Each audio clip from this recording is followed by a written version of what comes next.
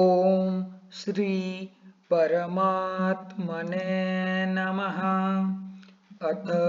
चतुर्विंशोऽध्यायः। अथातो विदिशोणितीयम् अध्यायं व्याख्यास्यामः इति स्माह भगवान् आत्रेयः। विधिना शोणितं जातं शुद्धं भवति देहिनां देशकालोकसात्म्यानां विधिर्यः सम्प्रकाशितः तद्विशुद्धं हि रुधिरं बलवर्णसुखायुषा युनक्ति प्राणिनं प्राणः शोणितं यनुवर्तते प्रदुष्ट बहुतीक्ष्णोष्णैर्मध्यैरन्यैश्च तद्विधैः तथातिलवणक्षारैः कटुभिरेव च कुलत्थमाशनिष्पावतिलतैलनिषेवणे पिण्डालुमूलकादीनां हरितानां च सर्वशः जलजानूपबेलानां प्रसहानां च सेवनात् दध्यम्लमस्तु सूक्तानां सुरासौवीरकस्य च विरुद्धानामुपक्लिन्ना पूतीनां भक्षणेन च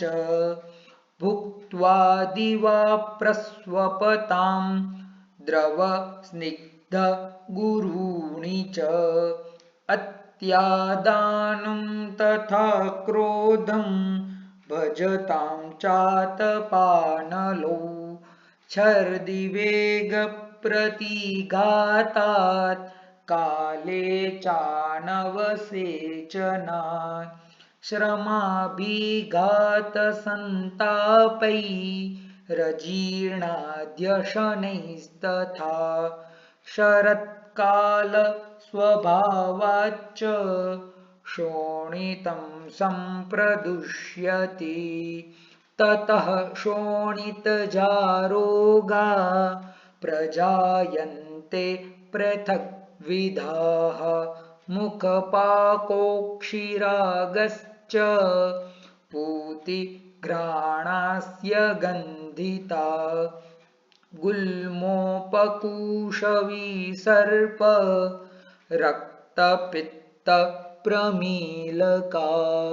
विद्रधिरक्तमेहश्च प्रदरो वातशोणितं वैवर्ण्यमग्निसादश्च पिपासा गुरुगात्रता सन्तापश्चातिदौर्बल्यम् अरुचिः शिरसश्चरुक् विदाहश्चान्नपानस्य तिक्ताम्लोद्गिरणं क्लमः क्रोधप्रचुरता बुद्धे सम्मोहो लवणास्यता स्वेदः शरीरदौर्गन्ध्यं मदः कम्पः स्वरक्षयः तन्द्रानिद्रातियोगश्च तमसश्चातिदर्शनं कण्वरुः कोठपीडका कुष्ठचर्मदलादयः विकाराः सर्व एवैते विज्ञेया शोणिताश्रयाः शीतोष्णस्निग्धरुक्षाद्यैः रूपक्रान्ताश्च ये गदाः सम्यक् साध्या न सिद्ध्यन्ति रक्तजांस्तान् विभावयेत् कुर्याच्छोणितरोगेषु रक्तपित्तहरिं क्रियां विरेकम् उपवासं च श्रावणं शोणितस्य च बलदोषप्रमाणाद्वा विशुद्ध्या रुधिरस्य वा रुधिरं श्रावयिज्जन्तो राशयं प्रसमीक्ष्य वा अरुणाभं भवेद्वातात् विशदं फेनिलं तनु पित्तात् पीतासितं रक्तं स्यायत्योष्ण्याच्चिरेण च ईषत्पाण्डुकफाद्दुष्टं पिच्छिलं तन्तुमद्दनं संसृष्टलिङ्गं संसर्गात् त्रिलिङ्गं सन्निपातिकं तपनीयेन्द्रगोपाभं पद्मालक्तकसन्निभं गुञ्जाफलसवर्णं च विशुद्धं विद्धि शोणितम् नात्युष्णशीतं लघुदीपनीयं रक्ते पनीते हितमन्नपानं तदा शरीरं यनवस्थिताश्रेग् अग्निर्विशेषेण च रक्षितव्यः प्रसन्नवर्णेन्द्रियमिन्द्रियार्थान् इच्छन्तमव्याहतपक्रिवेगम् सुखान्वितं तुष्टिबलोपपन्नं विशुद्धरक्तं पुरुषं वदन्ति यदा तु रक्तवाहिनी रससंज्ञावहानि च पृथक् पृथक् समस्ता वा श्रोतांसि कुपितामला मलिनाहारशीलस्य रजो मोहावृतात्मनः प्रतिहत्यावतिष्ठन्ते जायन्ते व्याधयस्तदा मदमूर्छाय सन्न्यासास्तेषां विद्यात् विचक्षणः यथोत्तरं बलाधिक्यं हेतुलिङ्गोपशान्तिषु दुर्बलं चेतसः स्थानं यदा वायुः प्रपद्यते मनोविक्षोभयञ्जन्तो संज्ञां सम्मोहयत्तदा पित्तमेवं कफश्चैवं मनोविक्षोभयन्द्रेणां संज्ञां नयत्याकुलतां विशेषश्चात्र वक्ष्यते सक्तानल्पधृताभासं चलस्खलितचेष्टितं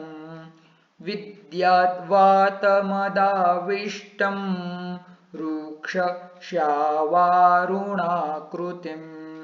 सक्रोधपरुषाभासं सम्प्रहारकलिप्रियं विद्यात्पित्तमदाविष्टं रक्तपीतासिताकृतिं स्वल्पासंबद्धवचनं तन्द्रालस्य समन्वितं विद्यात्कफमदाविष्टं पाण्डुं प्रध्यानतत्परं सर्वाण्येतानि रूपाणि सन्निपातकृते मदे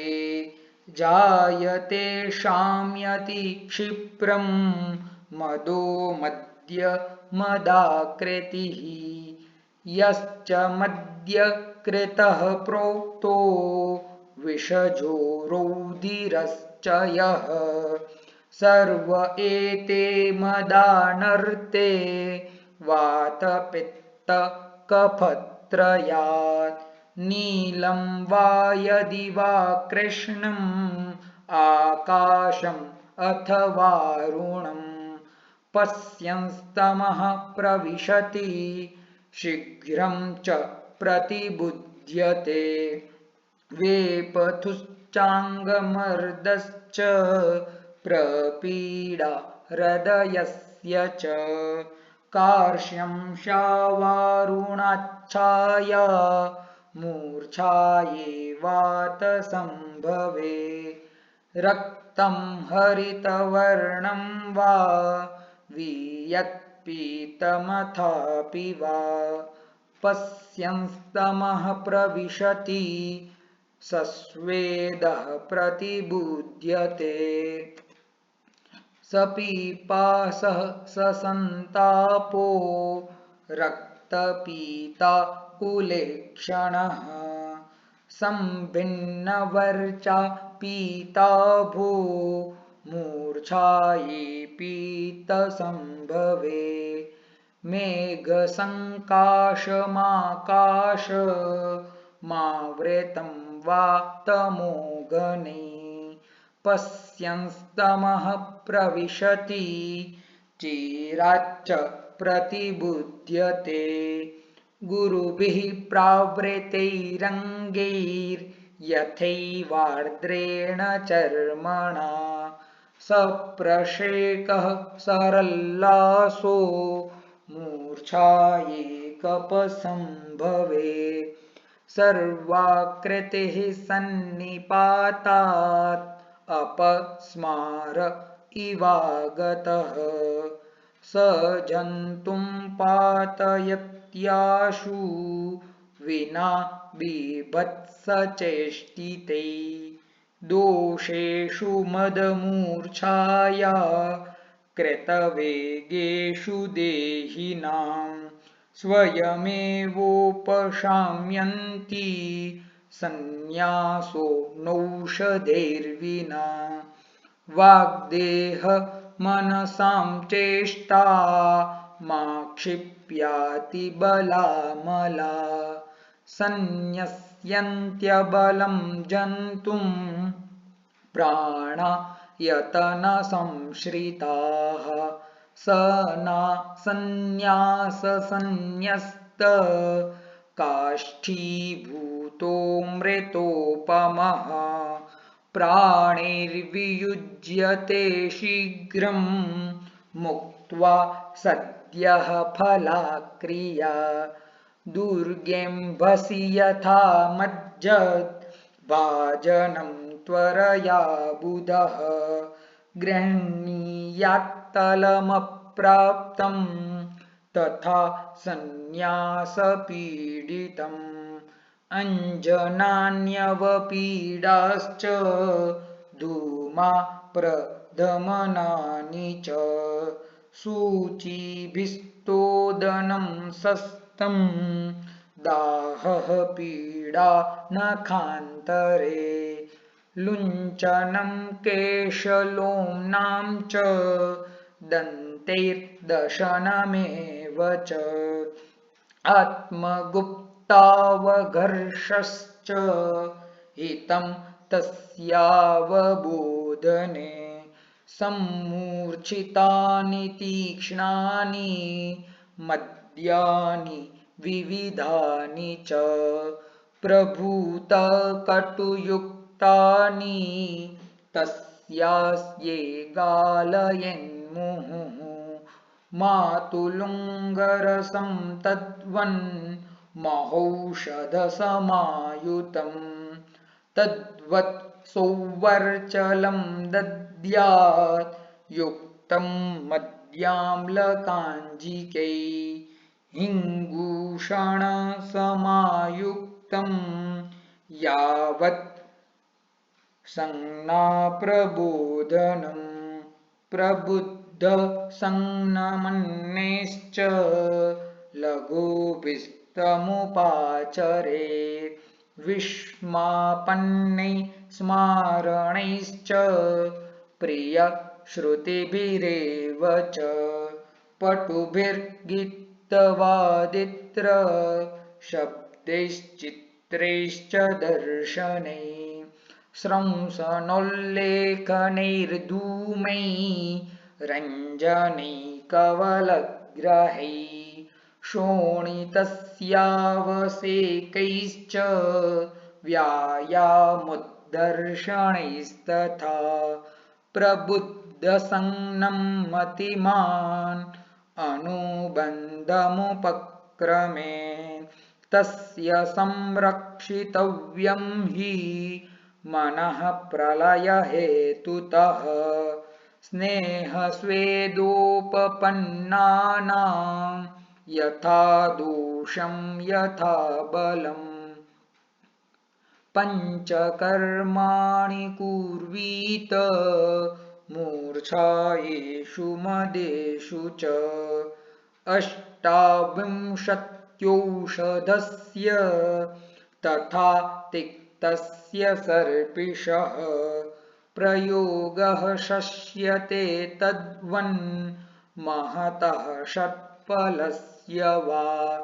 त्रिफलाया प्रयोगो वा सघ्रेत क्षौद्रशर्करः शिलाजतु प्रयोगो वा प्रयोगः पयशोऽपि वा पिप्पलीनां प्रयोगो वा